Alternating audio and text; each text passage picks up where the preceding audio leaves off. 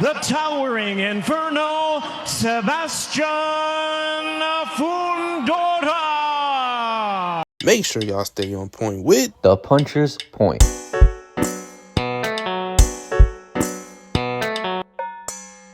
What is good, y'all? Welcome back to The Puncher's Point. Man, let me tell you something about the Towering Inferno, okay?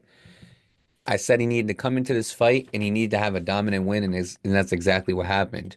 Sebastian Fundora defeated Chordale Booker by fourth round TKO to retain his junior middleweight championships.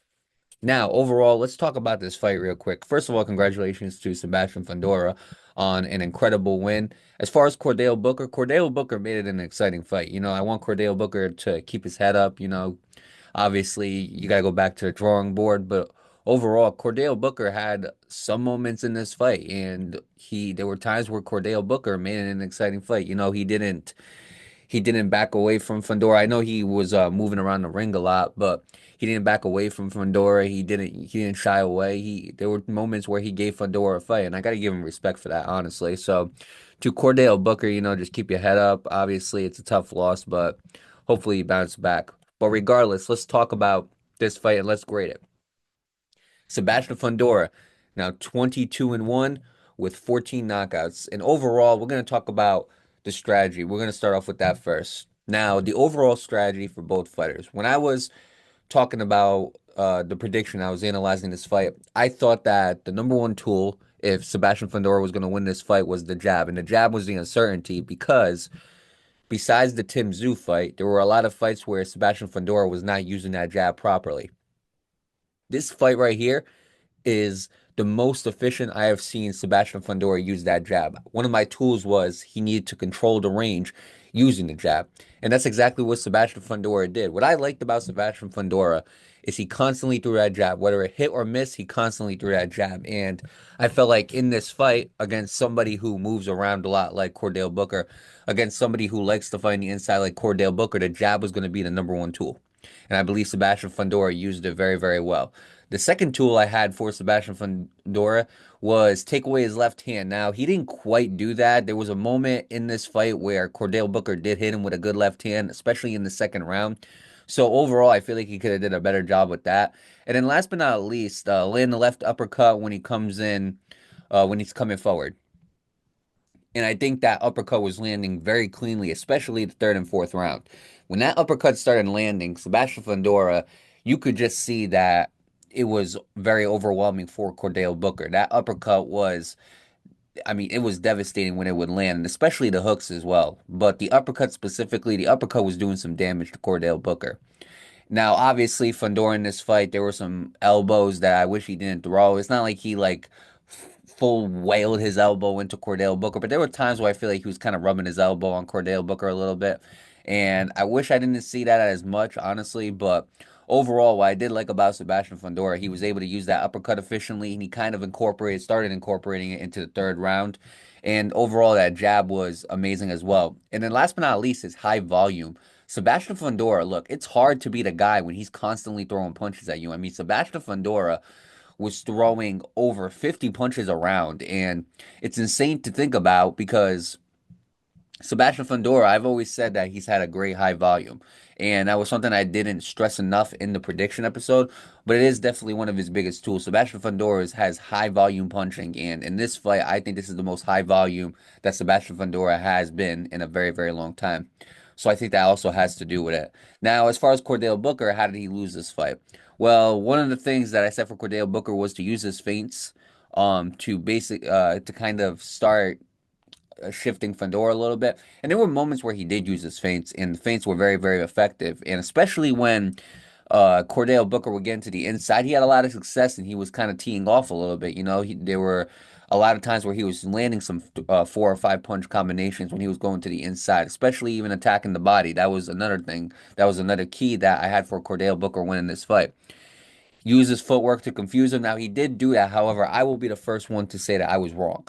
And the reason why I was wrong about that being a key to victory was because Chordale Booker did a lot of moving around. What I forgot, or what I didn't, or what I was too careless to even remember, or to think about was when you're constantly moving around the ring, you're wasting your own energy, you're wasting your own endurance.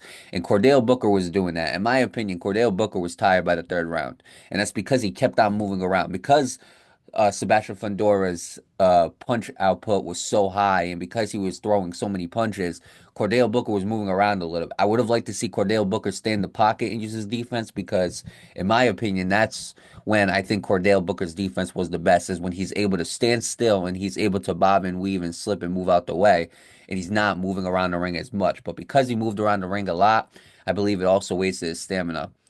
And then overall, I do believe that Cordale Booker had his moments. Obviously, he did. Obviously, when he was targeting into the body, it was a success. When he got into the inside, he was doing very good against Sebastian Fundora. And it didn't seem like Sebastian Fundora really had an answer when he would get to the inside. But the problem was there was so little moments where Cordale Booker would get to the inside because Sebastian Fundora, that look, I said it. The guy is a massive. He is tall. Like I knew the reach was going to be a problem because one of the announcers was like, it's like climbing Mount Everest. He's not wrong. I mean, when you have a guy who's 6'5", 150 pounds, that's a hard guy to touch.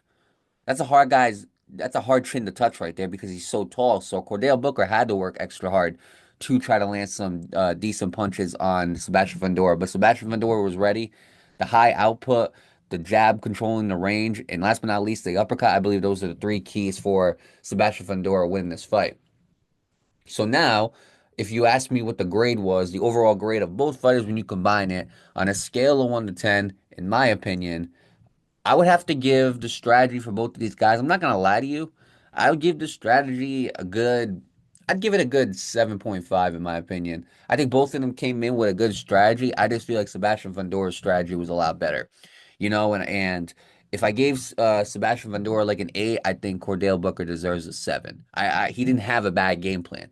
It was just when Sebastian Fundora really started overwhelming him and pressuring him, it just became too much for Cordale Booker. The only other thing about Cordale Booker that I was really opposed to, and it was like flashbacks from the Austin Williams fight that he had, was when Sebastian Fundora would just push him up against those ropes. And like I said, I think he was going to TKO him and he was going to end it on the ropes, and that's what happened. Because when you have somebody with that much of a reach and you push them up, once you get pushed up against those ropes, it's hard to get off of them.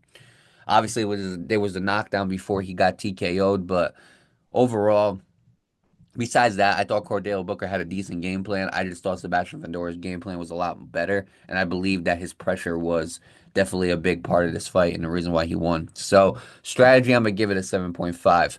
Now, let's talk about the excitement of this fight. This was an exciting fight. This was an exciting fight. Even though it only lasted 4 rounds, this was an exciting fight. And the reason why is because even though Sebastian Fundora was so dominant, Sebastian Fundora made this an exciting fight, but Cordell Booker, his moments also made it an exciting fight. And I really like the moments where Cordell Booker would get into the inside and start landing his combination, start landing that left hook. But I also like the action that Sebastian Fundora was bringing when he would when he would basically trap Cordale Booker, kind of get him cornered, and then start landing those power punches. What I liked about Sebastian Fundora was that he wasn't wasting his energy. He could have easily just kept throwing hooks and uppercuts the whole entire fight like he's done in many other fights before, but he didn't. He was throwing that jab every single time Cordale Booker would move. He moved with him, and that's what makes an exciting fight. It's not a guy moving out the way and then a guy waiting for him. What makes it an exciting fight is when you have two fighters who are willing to trade punches, who are willing to move around with each other, and are willing to keep the action going and going and going. And I think both guys did a great job of that. I thought they made an exciting fight, both of these guys. I didn't feel, even though Cordale Booker, I do believe this was a dominant win for him. I mean, excuse me, even though Sebastian Fundora, this was a dominant win for him, Cordale Booker also had his moments as well, which makes it a good, exciting fight. So for me, I'm going to give this an 8 as far as excitement. Now, as far as stakes, well, what was on the line? Obviously, you had the junior middleweight championships. Obviously, Sebastian Fundora carrying two of them. That was a big deal. But I also said, if you remember in the prediction episode, if you go back, I also said that this was an important fight because if Booker shocked the world and he ended up defeating Sebastian Fundora, we're talking about a whole different landscape. And I guarantee you, all of these 154 pounders would have been lining up to fight Cordell Booker because, again, like I said in the prediction episode, they would have viewed him as the weak link. Whether that's true or not, that's what they would have viewed him as. But in my opinion, Cordale Booker's a decent fighter. I mean, he took a tough loss, obviously, to Sebastian Fundora, but Sebastian Fundora holds two out of the four major belts, so I don't think that's a bad loss to have on your record. With that being said, in my opinion, I'm not going to say the stakes were as high as an undisputed, but they weren't as low as a lot of other fights as well. Stakes, I mean, honestly, I guess I'm gonna give it a 7, honestly, because when you have two belts on the line and you have somebody like Cordale Booker who had success at 154 pounds, and you have somebody like Sebastian Fundora who needs a dominant win after that whole Tim Tszyu fight, that's when the stakes start getting higher. And that's why I would give it a 7, is because you got two belts on the line. Sebastian Fundora needed a dominant win. Like, there was no ifs, ands, or buts about it. If he went the distance with Cordale Booker, it would have then they would have ridiculed him. The boxing media would have ridiculed him. But I believe because he had this dominant win over Cordale Booker, because he got Cordale Booker out of there earlier than what a lot of people thought, I believe that Sebastian Fundora is going to be talked about in a different light. So as far as the stakes that were at risk for this fight, I'm gonna give it a 7. And last but not least, impact. How does this impact the sport of boxing? Well, I think it's got a good impact to the sport of boxing. Well, at least this division. And the reason why I say that is because now, since Sebastian Fundora has that dominant win, maybe we start getting to see real fights from Sebastian Fundora. Maybe we start seeing him versus Murtaza Aliyev, or him versus Virgil Ortiz. There's a lot of fights that you can make in this 154-pound division. But in my opinion, after this dominant win, I think it's time for a lot of guys, and especially in the 154-pound division, it's time to see a lot of these guys basically give some respect to Sebastian Fundora where it's due. Because I feel like a lot of people, they weren't disrespecting Fundora, but at the same time, there were a lot of people that believed Fundora wasn't cut, or he wasn't ready for the big stage. I think he's proven that he is one of the big fighters in the 154-pound division. He is a top 3 to top 5 fighter in that division. In my opinion, I believe he's top 3. When you hold two of the four major belts, when you defeat somebody like Tim Tszyu, who was undefeated, who couldn't be defeated, that obviously adds on to it. But then you got somebody like Murtaza Aliyev, who not only defeated Tim Tszyu, but embarrassed him. So now you got to really, and nobody talks about Murtaza Aliyev. Murtaza Aliyev is the dark horse in this division. I wouldn't be surprised if Murtaza Aliyev was the last man standing. I'm not saying that's going to happen, but I wouldn't be surprised either. So for Sebastian Fundora, he needed this dominant win. So at least people can look at Sebastian Fundora and be like, all right, I seen what he did against Cordale Booker. He went in there and he did what a lot of fans expected him to do, because Cordale Booker was a heavy underdog. Nobody really expected Cordale Booker to win. But he went in there and he did what he had to do, and he did what fans wanted him to do, which was basically go in there, make it a dominant fight, get Cordale Booker out of there, win by knockout, and then move on. And that's exactly what happened.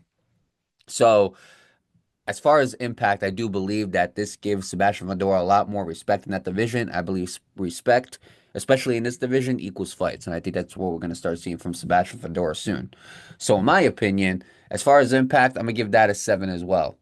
And then when you do the math, the overall grade for this fight is going to be 7.38. So, when you compare it to the other grades from season 4, when we compare it, 7.38, that is going to be landing right above Jerome Boots Ennis versus Karen Chukujan 2, and right below Oscar Valdez versus Emmanuel Navarrete 2. So that is the 1, 2, 3, 4, 5, 6, 7, 8, 9, 10. That is the 11th ranked fight of season 4.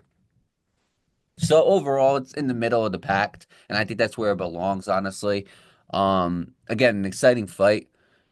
Obviously, the strategy, I thought they both had decent strategies and all of that. I believe what kind of like lowered it a little bit was the stakes and the impact. It wasn't the biggest fight that you could make at 154, because Cordale Booker is not, as far as popularity, he's not Virgil Ortiz. He's not a Terrence Crawford. He's not a Charlo. You know what I'm saying? Like, he doesn't have the weight of that name to make it a big impact fight, or for the stakes to be higher than what they were. But the stakes were high regardless, no matter which way you put it. And again, I do want to say Cordale Booker, I mean, he earned my respect. He in my opinion, he fought a good fight. It just wasn't good enough on this night to defeat Sebastian Fundora. So I'm hoping that Chordale Booker can make a comeback. I'm hoping that he can, basically get some wins, start racking up wins again. Because right after the Austin Williams fight, he was on a 6-fight win streak. So I'm hoping that he can rack up those wins again and hopefully get himself another title opportunity in the future. As far as Sebastian Fundora, I think it's time that we need to start putting some respect on Sebastian Fundora's name. Okay, he's not the guy who got lucky against Tim Tszyu. I think he's proven in this fight at least.